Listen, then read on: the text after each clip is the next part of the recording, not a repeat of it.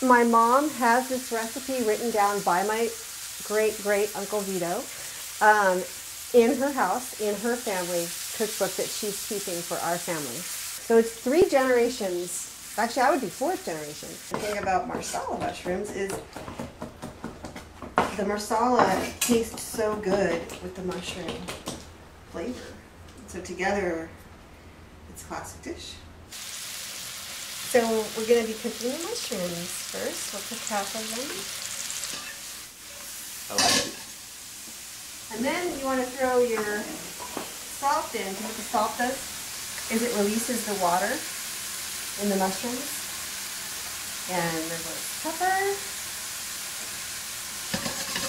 What I'm going to do, now that I've salted them and peppered them, I'm going to go ahead and start putting the marsala in now. Because I like the mushrooms to like just soak up the marsala, because that's, to me, that flavor of the mushrooms with the marsala. Yum. So we need to pound the chicken. What I've done is I've bought, this is just chicken tenders, but you see they need to be a lot thinner. See how thick they are? So what I'm going to do right now is I'm going to show you a little trick with this plastic bag. It's just your regular gallon plastic Ziploc bag. And we're going to cut the sides off.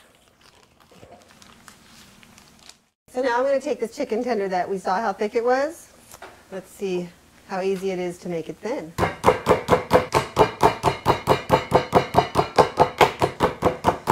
Wasn't that many whacks. Open it up. And voila. See how thin it got? This is the consistency that you want for marsala. Okay, if you don't have a mallet, most people do have a rolling pin. And you can just use that to pound your chicken. Simple. I have this weapon-like looking one, but you can use any rolling pin that you have. And look, voila, a chicken cutlet, just like you did if you had a mallet. So our mushrooms are done, and see how they have this like charred look to them? They have soaked up all the marsala, the butter and oil, and they are like an explosion in your mouth right now. That flavor is fantastic. It's going to be great over the chicken. I can't wait till you taste it. Okay, so what I'm doing is I am taking these cutlets, I'm dredging them in some flour that's been seasoned with salt and pepper. And we're going to just fry them up real quick. And I'm putting them over in this next pan.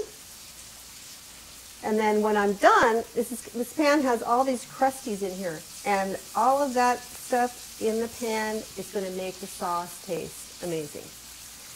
So you don't want to lose it. Make sure you do not clean that pan before you make your sauce. You want every bit of what's in that pan.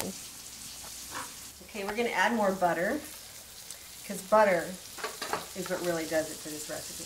And what I'm doing right now is I'm taking the chicken that we fried and I'm kind of organizing it in the pan so that every piece of chicken is going to get some sauce and some mushrooms. So I'm just kind of overlapping them a little and layering them so that they all fit too. That's another important part. So the pan is getting nice and brown. In fact, what I'm going to do right now, while I still have a couple pieces of chicken, I'm going to go ahead and start putting the marsala in. And what this marsala is doing too, it's deglazing the pan. You've probably heard that term before, but in case you want to know what it is where the alcohol actually helps take all the crusty stuff and all the crumbs off the bottom of the pan. And so at the end, you should really just have a clean pan with just all the flavors from the bottom coming into your sauce. Here's my little ends. I use every piece of chicken that there is. We're going back to our sauce. I'm going to go ahead now and I'm going to put a lot more marsala. And then this is chicken broth. Now you can make your own, but if you're in a hurry, you can always buy this organic chicken broth in any market. It's very good. You can do low sodium or not. So now I'm going to just kind of boil this off. I want it to reduce. And then after it's done reducing, I'm going to add some garlic and put back in the mushrooms. And then the flour that I use to fry the chicken is going to help thicken up our sauce. So that's all been left in the pan as well. You could start to see how all the crust is coming off the bottom of the pan and how the flour is starting to thicken up our sauce. Okay, it's time to put our garlic in. So I'm just gonna dump it in because I already have it ready and chopped. Which is always good, actually. When you're cooking, make sure you prep it all ahead of time, because then when you're cooking, you just have to think about what you're doing with the pan. It makes life a lot easier. Wow, I'm smelling the garlic. So if you're having trouble getting your sauce to thicken back up, you can just put some of your chicken back in because it still has some of the flour. And then what I want you to do is kind of look at the color of the sauce, and you'll see how it's starting to get this shininess to it. That's how you know that it's really starting to get thick. And that's when you're ready to take your chicken back out.